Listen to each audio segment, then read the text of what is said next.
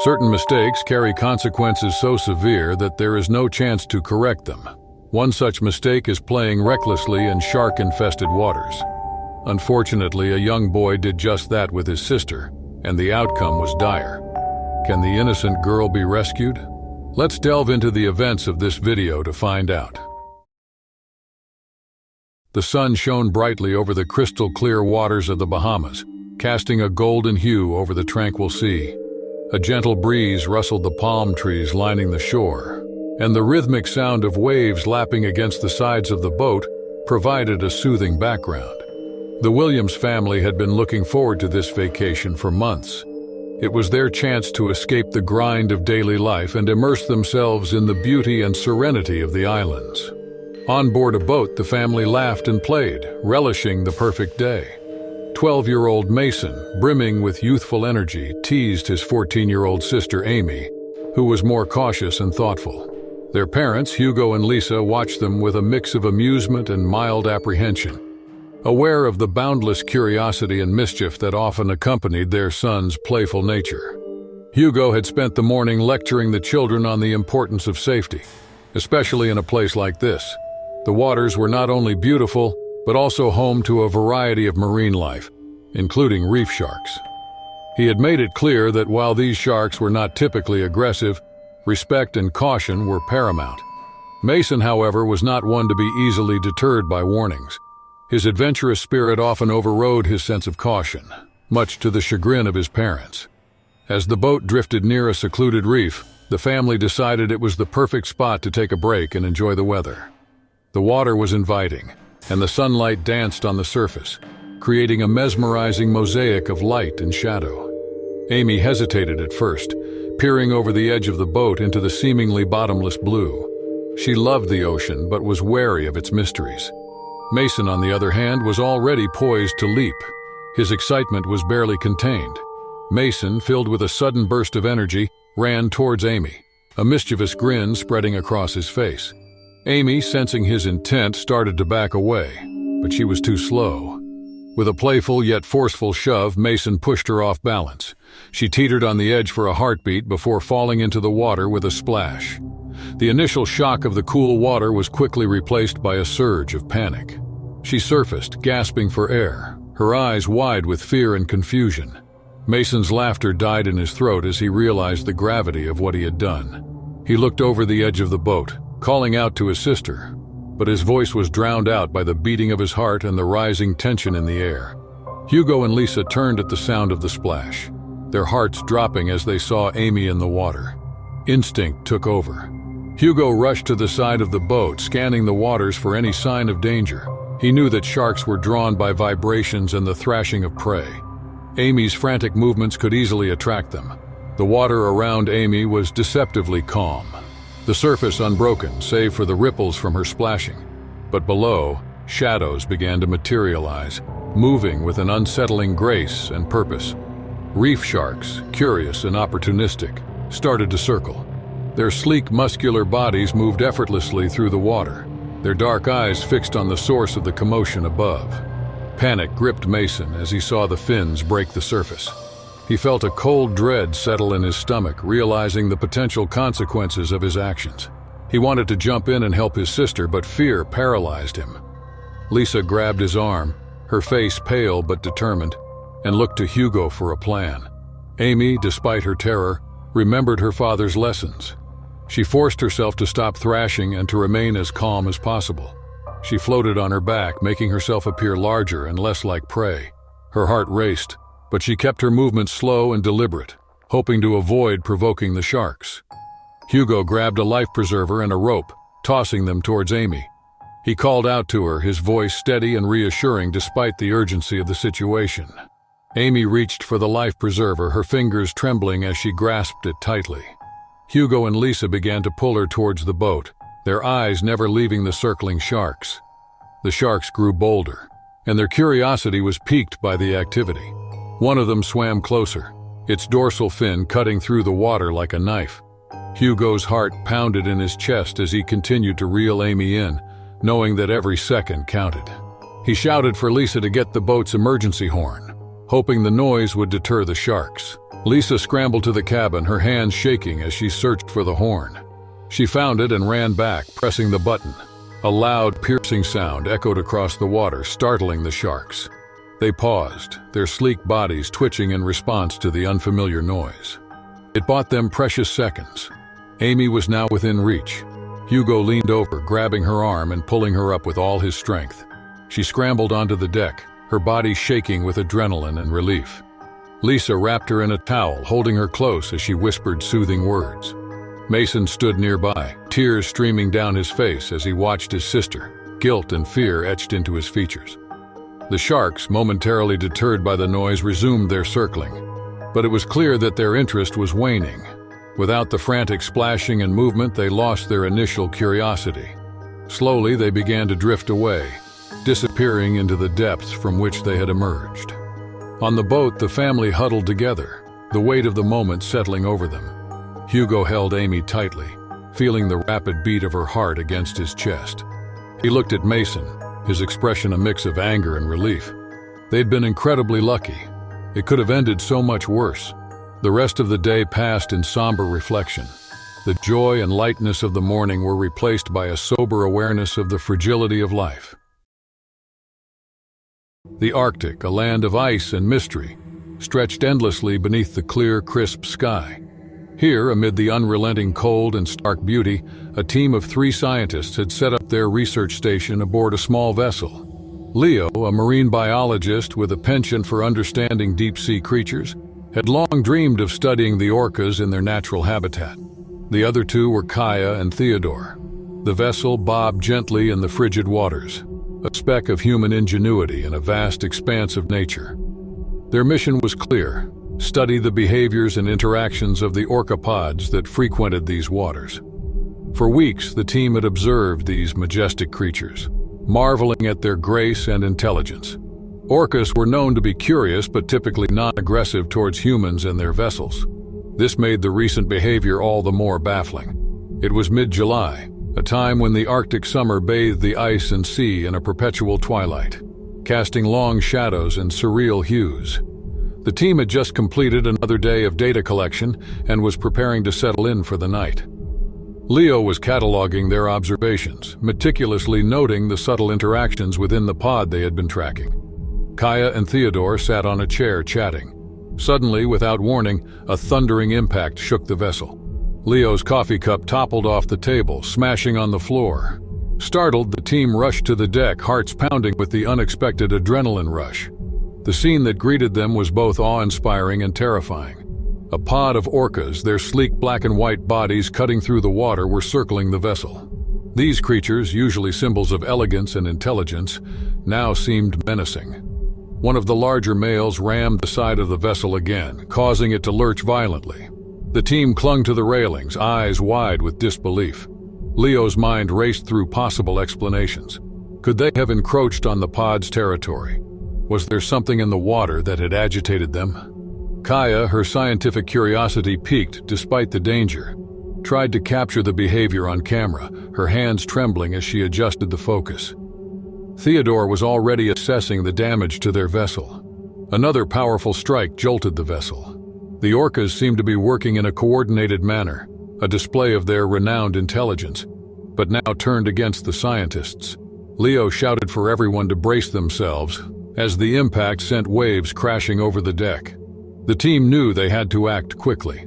Their small research vessel, sturdy though it was, would not withstand this assault for long. Leo and Kaya worked feverishly to secure their equipment, prioritizing the most valuable data and tools. Theodore focused on stabilizing the vessel, but it was clear that their best hope lay in reaching their larger support ship, anchored a few miles away. With a hastily formed plan, they began transmitting distress signals, hoping the bigger ship would receive them in time. The orcas, relentless and seemingly unyielding, continued their barrage. Time seemed to stretch as the attacks continued. The orcas' behavior was methodical, almost strategic. It was as if they were aware of the weak points in the vessel's structure. Despite the situation, Kaya noted the precision with which they struck, targeting specific areas repeatedly. It was a chilling reminder of the intelligence these creatures possessed. With the larger ship finally in sight, a sense of cautious relief washed over the team. The larger vessel represented safety and a chance to regroup, but the journey there was fraught with peril. The orcas showed no sign of relenting. Their aggression was as intense as when the assault began.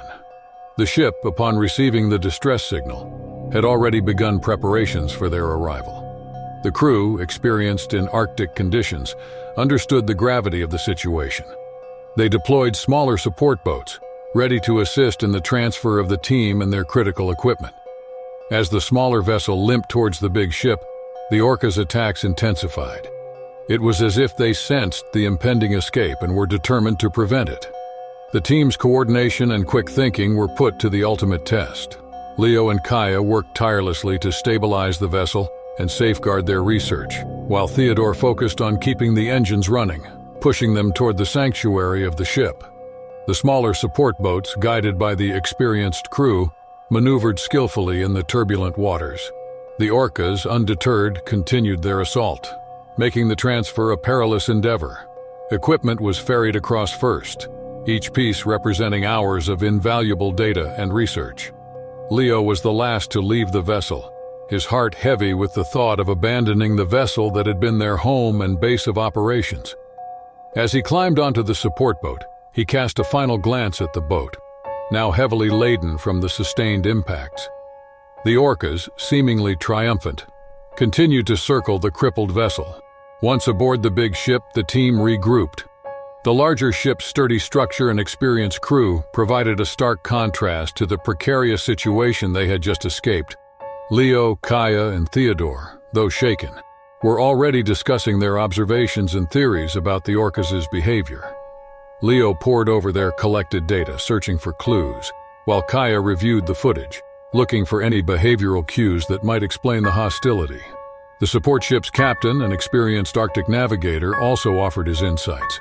He had seen unusual behaviors in marine life before, often triggered by environmental changes or disruptions. Their ordeal highlighted the unpredictable nature of these intelligent predators. The Arctic, with its beauty and dangers, had once again proven to be a place where survival and scientific discovery were inextricably linked.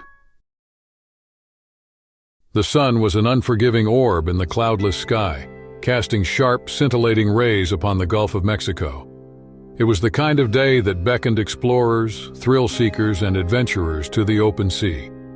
For Kylie, a seasoned diver with a penchant for the adrenaline rush of spearfishing, it was the perfect day to hunt the elusive and prized fish that lurked beneath the waves.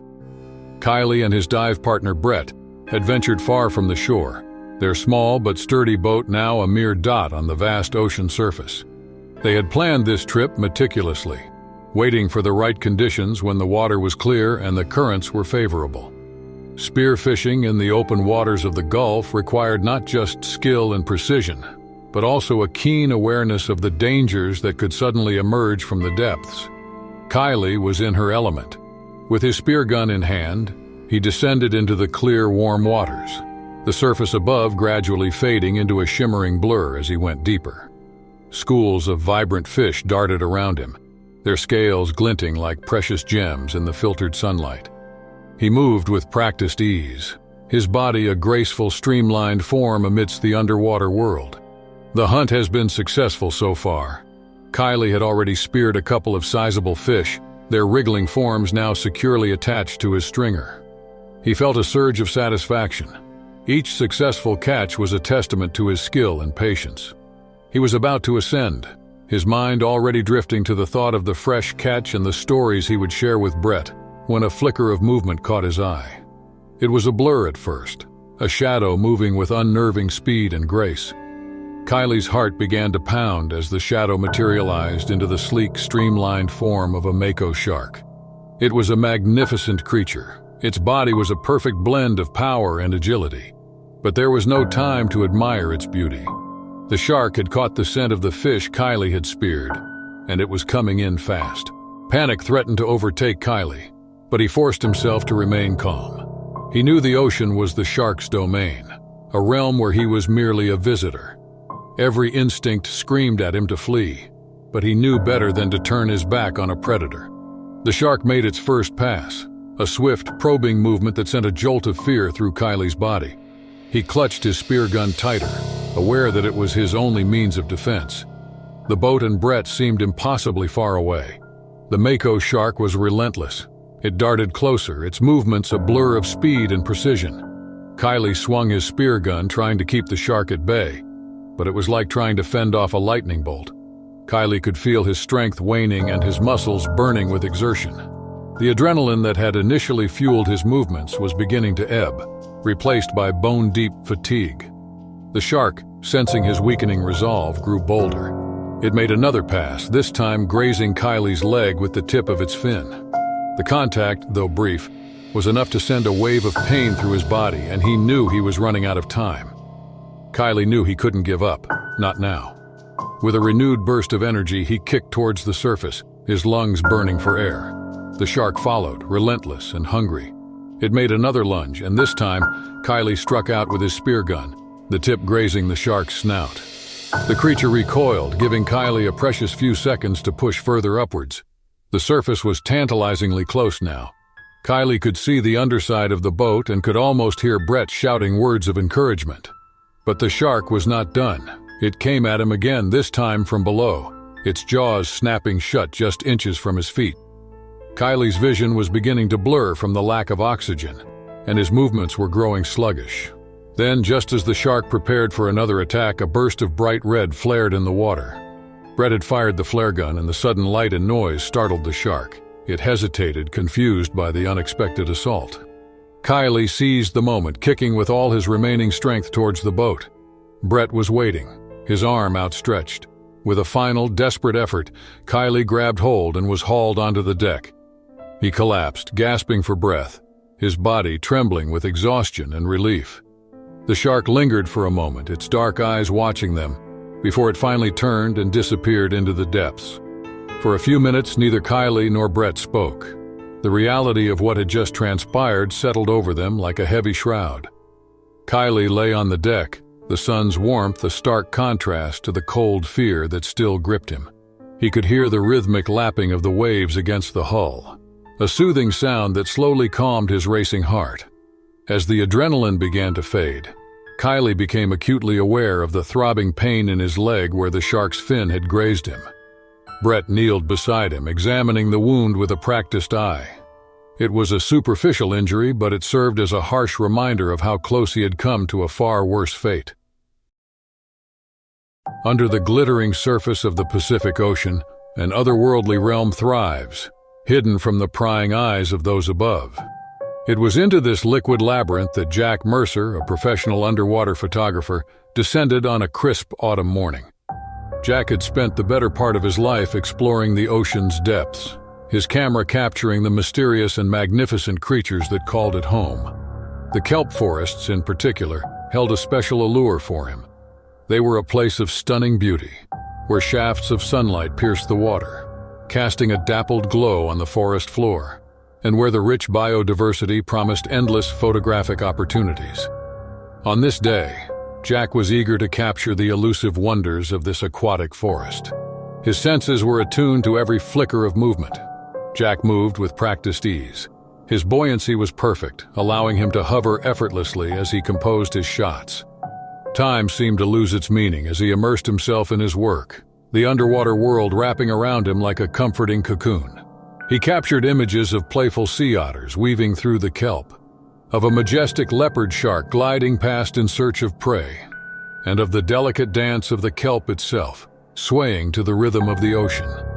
As he ventured deeper into the kelp forest, Jack's attention was drawn to a particularly dense thicket of kelp, its fronds weaving a complex tapestry that beckoned him closer.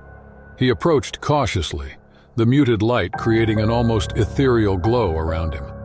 His fingers brushed against the kelp as he navigated through the narrow passages, feeling the texture of the fronds and marveling at the intricate ecosystem they supported. It was in this moment of absorption that he felt the first touch, a gentle caress at first, almost like the brush of a lover's hand, but quickly escalating into something far more sinister.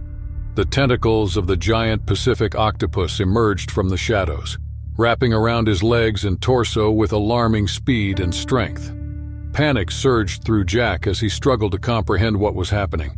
The octopus's grip was unyielding, its tentacles covered in powerful suction cups that latched onto his wetsuit and gear, pulling him closer to its beaked mouth.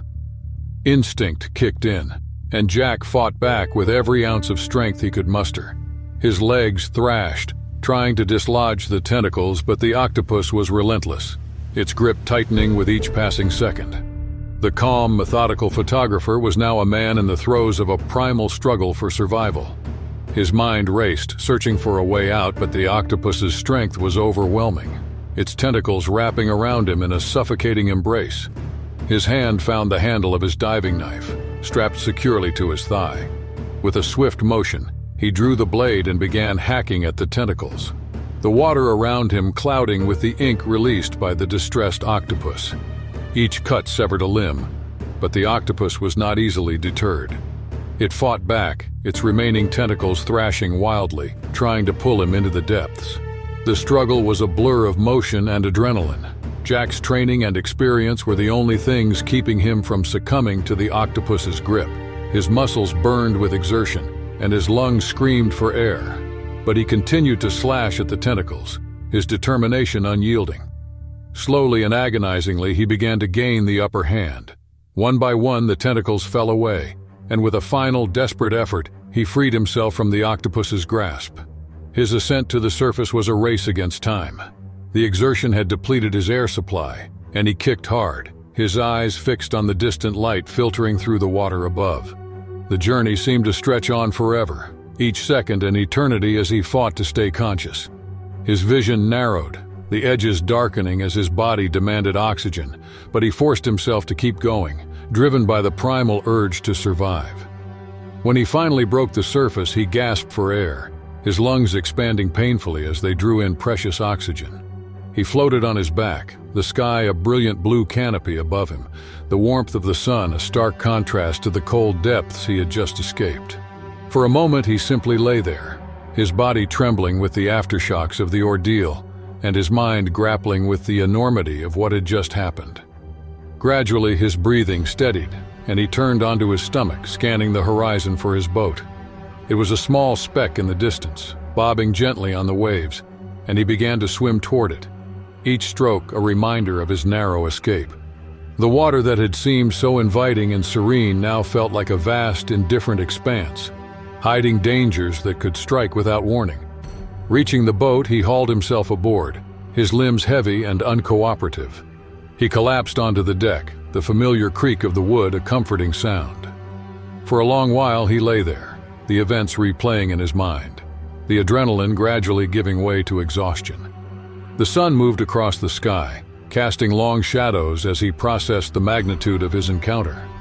In the quiet of the boat, surrounded by the endless expanse of the ocean, Jack felt a profound sense of both vulnerability and resilience.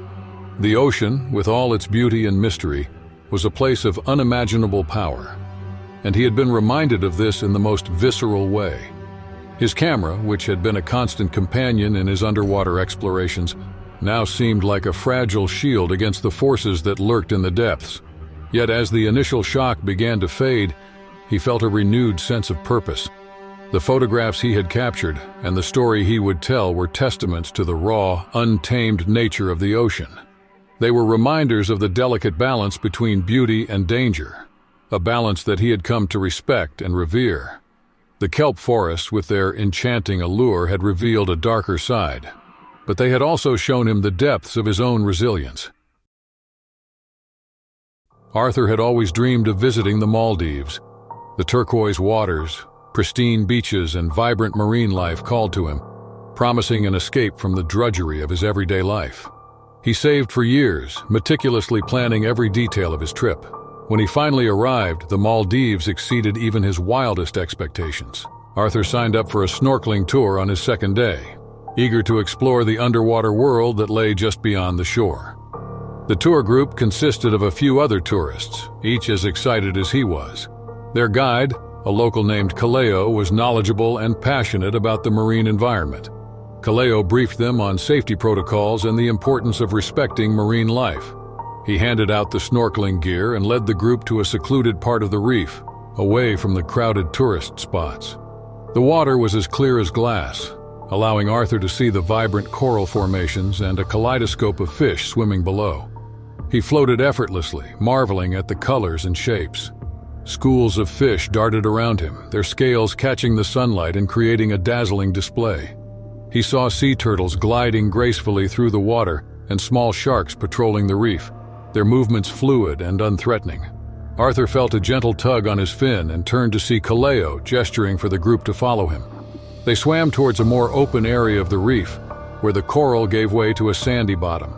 Arthur was cautious, remembering Kaleo's warning about disturbing marine life.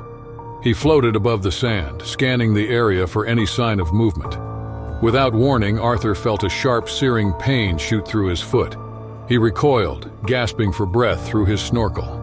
The water around him seemed to darken, and he looked down to see a stingray darting away, its tail flicking in a way that suggested irritation.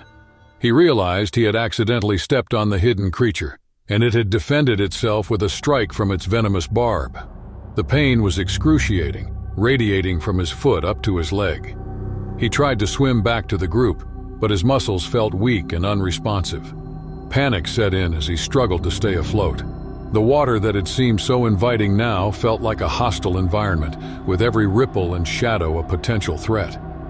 Kaleo noticed Arthur's distress immediately. He swam over with powerful strokes, reaching Arthur in seconds. Assessing the situation quickly, Kaleo signaled for the rest of the group to surface and stay close while he tended to Arthur. With practiced efficiency, Kaleo supported Arthur and began swimming towards the shore. Each movement sent fresh waves of pain through Arthur's leg, but Kaleo's calm presence provided some measure of reassurance. As they reached the shallows, Kaleo helped Arthur onto the beach and laid him down gently. The pain had not subsided. If anything, it seemed to be intensifying.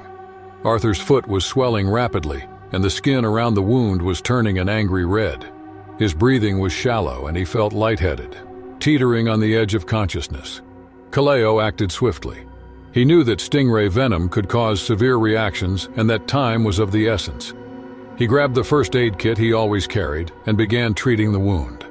First, he washed it thoroughly with seawater, trying to flush out as much venom as possible.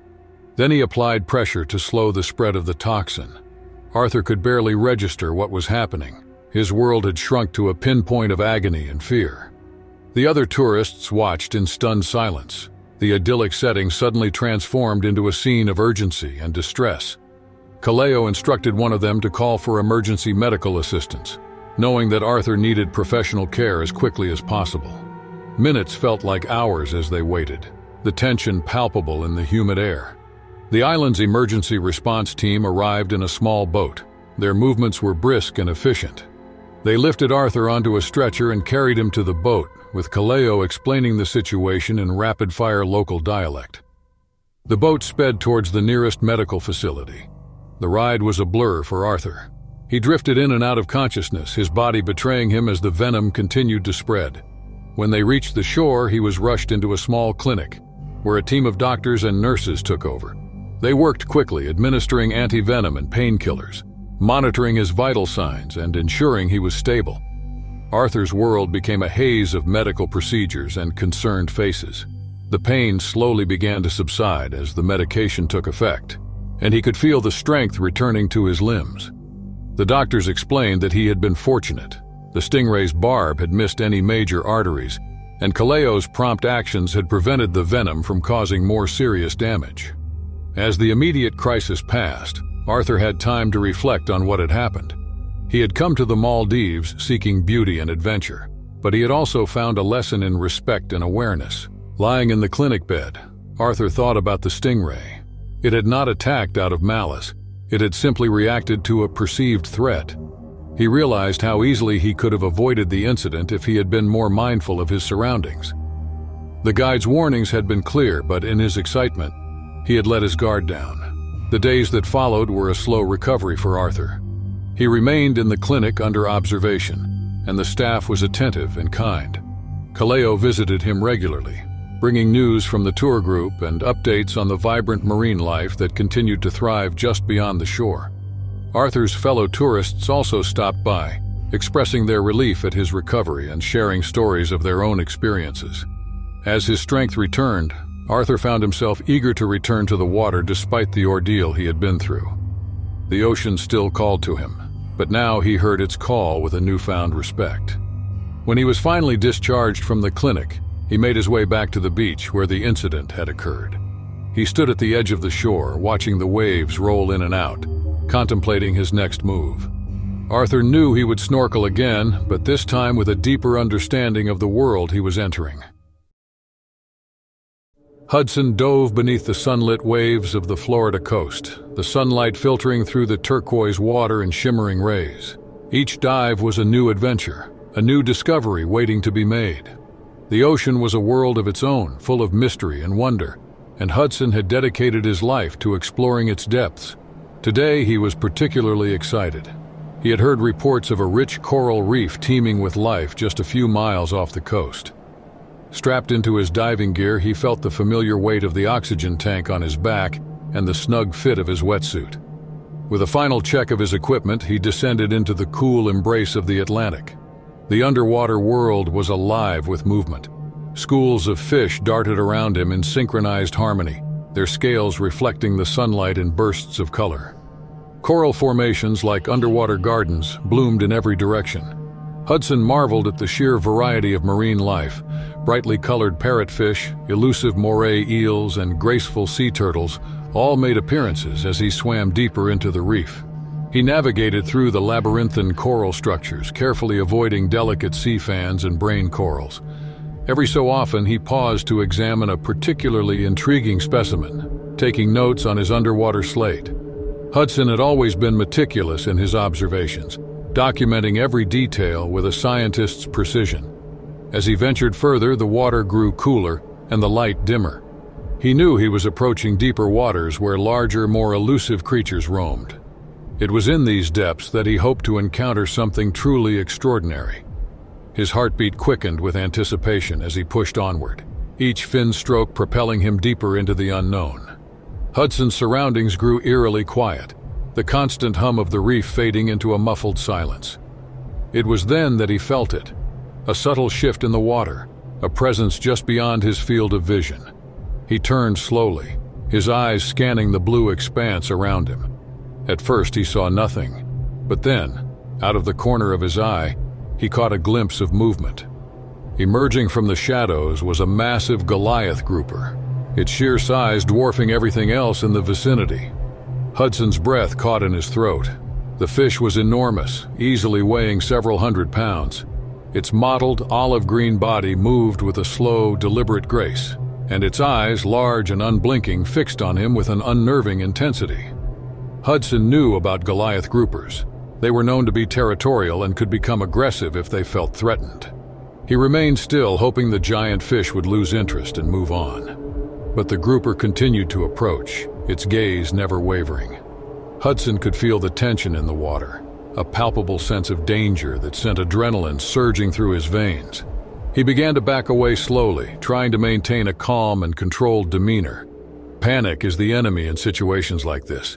He had to stay focused and keep his wits about him. But the grouper seemed to interpret his retreat as a sign of weakness. It advanced more quickly, closing the distance between them with alarming speed. Hudson's mind raced. He scanned his surroundings, looking for anything that could provide shelter or a means of escape. His eyes landed on a cluster of rocks jutting out from the seafloor, forming a narrow crevice just large enough for him to squeeze into. Without hesitation, he swam towards it, his movement swift but measured. He reached the rocks and wedged himself into the crevice, his body pressed tightly against the rough stone. The grouper loomed above him, its massive jaws opening and closing in a display of dominance. Hudson's heart pounded in his chest as he watched the fish circle, its dark eyes never leaving him.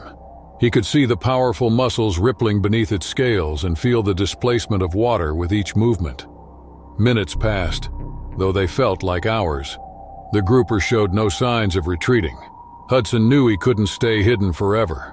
His oxygen supply was finite, and he needed to find a way back to the surface before it ran out. He formulated a plan, mapping out his route in his mind. If he could reach the shallower waters, he might have a chance of outpacing the grouper. He waited for the right moment, timing his move with the grouper's pattern of circling. When the fish was on the opposite side of the crevice, he pushed off from the rocks with all his strength, propelling himself forward in a burst of speed. The grouper reacted instantly, its massive body cutting through the water in pursuit. Hudson swam as fast as he could, his muscles burning with exertion. He zigzagged through the reef, using the coral formations as obstacles to slow the grouper's advance. The fish was relentless, its powerful tail propelling it forward with alarming speed. Hudson could feel the water pressure changing as the grouper closed in on him, the immense force of its movements creating turbulence that rocked him off balance. He spotted another potential refuge, a narrow canyon between two towering coral structures.